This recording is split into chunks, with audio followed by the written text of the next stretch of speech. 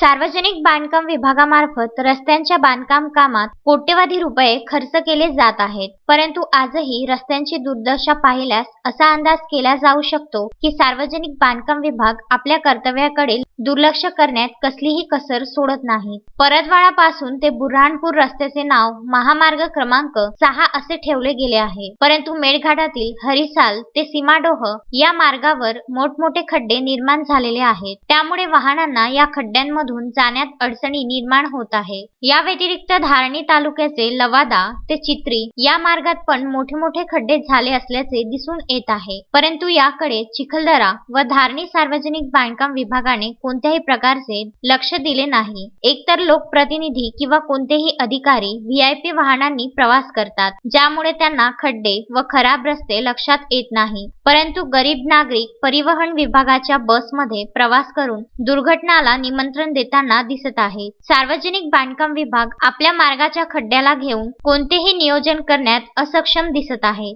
आणि खराब झालेला हा मार्ग चिखलदरा आणि धारणी तालुक्याचे BHC विभागाचे दुर्लक्ष उघड करीत आहे। मारुती पाटणकर, विदर्भ न्यूज, चिखलदरा।